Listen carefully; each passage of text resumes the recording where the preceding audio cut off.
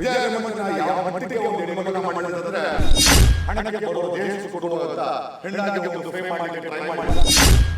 ನಾನು ಯಾವುದೇ ಸಂಕೋಚವಿಲ್ಲದೆ ಮುನಿಯೊಬ್ಬ ಪಿಂಪ್ ಅಂತ ಹೇಳಿದ್ದೆ. ಹೆಣ್ಮಕ್ಳನ್ನ ಬಳಸ್ತಾನೆ, ಹೆಣ್ಮಕ್ಳ ಗ್ಯಾಂಗನ್ನು ಬಳಸ್ತಾನೆ, ಗಂಡಸರನ್ನ ಬಳಸ್ತಾನೆ ಅಂತ ನಾನು ನಿರ್ಭಯವಾಗಿ ಹೇಳಿದೆ. ಕಾರಣ ಯಾಕೆ ಅಂತಂದರೆ the case I dealt was Vidya Hiremath. Vidya ಹಿರೇಮಠನ ಯಾವ ಮಟ್ಟಕ್ಕೆ ಒಂದು ಹೆಣ್ಮಗಳನ್ನ ಮಾಡಿದೆ ಅಂತಂದರೆ ಮೋಸ್ಟ್ ಪ್ರಾಬಲಿ ನಮ್ಮ ಮನೇಲಿ ಕಸನೂ ಸಹ ಅಷ್ಟು ಕೆಟ್ಟದಾಗಿ ಬಿಸಾಕಲ್ಲ, ಅಷ್ಟು ಕೆಟ್ಟದಾಗಿ ವಿದ್ಯಾ ಹಿರೇಮಠನ ಅವ್ರ ಗ್ಯಾಂಗ್ ಯೂಸ್ ಮಾಡಿದೆ. ದೇ ಹ್ಯಾವ್ ಐ ಥಿಂಕ್ ನಿದ್ರೆ ಮಾತ್ರೆ ಕೊಟ್ಟು ಆಕೆ ನ್ಯೂಡ್ ಪಿಕ್ಚರ್ಗಳನ್ನು ವಿಡಿಯೋಗಳನ್ನು ಡೆಸಿಗ್ನೇಟ್ ಮಾಡಿ ಮಿಕ್ಸಿಂಗ್ ಮಾಡಿ, ಅಂದರೆ ಈ wanted to frame her as a prostitute, ಅಂದರೆ ಹಣಕ್ಕೆ ಬರುವ ದೇಹ ಸುಖ ಕೊಡುವಂಥ ಹೆಣ್ಣಾಗಿ ಒಂದು ಫ್ರೇಮ್ ಮಾಡಲಿಕ್ಕೆ ಟ್ರೈ ಮಾಡಿದ.